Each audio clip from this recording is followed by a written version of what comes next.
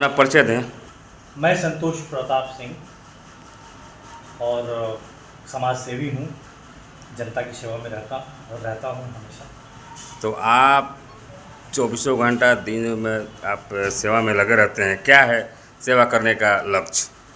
देखिए, चूँकि मेरा जन्म एक बहुत ही बड़े राजनीतिक परिवार में हुआ है, साहतवार का राजनीतिक परिवार आप सभी जानते हैं। उस लिहाज से बचपन से ही हम लोगों को सेवा हम लोग के रग रग में बसा है और वही सेवा की भावना लेके हमारे परिवार का जो भी सदस्य जहाँ रहता है, चाहे साहतवार में रहे चाहे बलिया में रहे, वो जनता की सेवा में समर्पित रहता है। तो इस वक्त आप नगर विधानसभा 361 बलिया में निवास करते हैं। क्या कहीं 2027 चुनाव आने वाला है, कहीं आपका चुनाव लड़ने का इरादा तो नहीं है? देखिए, जनता का सेवा करना और जनता का सेवक होना ये बड़ी सौभाग्य की बात होती है। साहतवार में आप जानते हैं कि हमारा परिवार शुरू से ही जनता की सेवा करता रहा है और जनता वहाँ हमें चेयरमैन के रूप में चुनती रही है।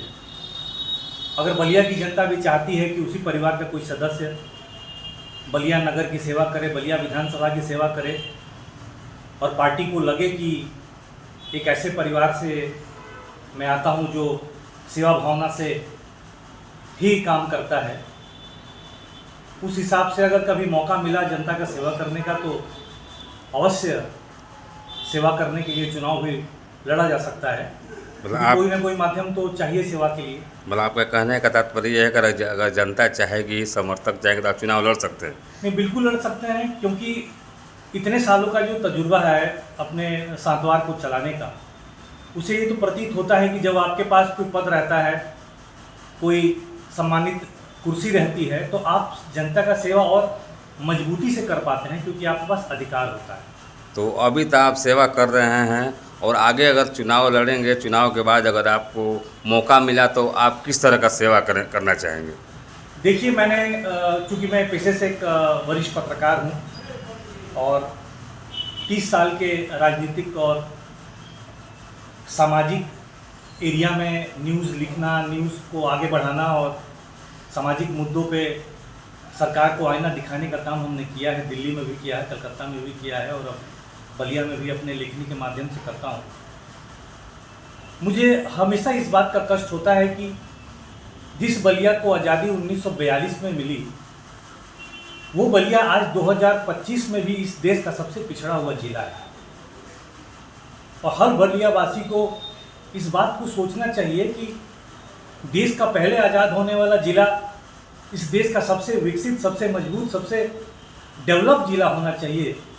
लेकिन दुर्भाग्य हम बलियावासियों का है कि आज हम 2025 के बाद भी अगर कहीं से कोई रिपोर्ट आती है सामाजिक रूप से, तो हमें ये पता चलता है कि हम इस देश के सबसे पिछड़े जिले हैं। तो आप बलिया को किस तरह का विकसित होना देखना चाहते हैं? देखिए, बलिया में बहुत पोटेंशियल है, बलिया में बहुत ताकत है। बागी बलिया किसी चीज़ में कम नहीं। अब जैसे अभी बलिया में तेल मिला है, आप जानते हैं, तो अगर यहाँ रिफाइनरी लग जाए, अगर सरकार रिफाइनरी अगर हमारे बलिया के आसपास ही कहीं बैठा दे, तो एक बहुत बड़ा इंडस्ट्रियलाइजेशन हो सकता है, क्योंकि तेल जहाँ से निकल रहा है वो एक बहुत बड़ी अपॉर्चुनिटी है। ऐसे में बलिया के जितने भी बेरोजगार नौजवान होंगे, पढ़े लिखे नौजवान होंगे, उनको बहुत अच्छा मौका मिलेगा कि बलिया हमारा सिर्फ एक ही योजना है तेल वाला, उससे बेरोजगारी की समस्या दूर हो जाएगी, आर्थिक समस्या दूर हो जाएगी और दुनिया के मानचित्र पे एक रिफाइनरी के तौर पे जैसे बाकी जगह है, बलिया भी विकसित हो जाएगा। तो इस संसाधन का उपयोग हमें बलिया के निर्माण के लिए, बलिया के विकास के लिए और बलिया वासियों के विकास के लिए किया जा सकता है। इस वक्त नवरात्र का सीजन चल रहा है और प्रत्येक घरों में देवी देवताओं का पूजन चल रहा है और दशहरा, दीपावली, छठ आने वाला है। इस पर आप किस तरह का जनपद वासियों को, क्षेत्रवासियों को बधाई देना चाहेंगे? देखिए, नवरात्रि के शुभ अवसर पे मैं अपने सभी क्षेत्रवासियों को शुभकामना देता हूँ और माता दुर्गा से प्रार्थना करता हूँ कि सभी के घरों में सुख शांति और प्रेम रहे। माता दुर्गा की आराधना हर घर में हो रहा है, हर परिवार में हो रहा है। माता सबकी मनोकामना को पूरा करे, माता सभी के इच्छाओं की पूर्ति करे और इस देश में, इस प्रदेश में, इस राष्ट्र में शांति कायम रहे और हिंदू, मुसलमान, सिख, ईसाई हम सब हैं एक दूसरे के भाई। इसी भावना के साथ मैं सभी को दशहरे का भी शुभकामना देता हूँ।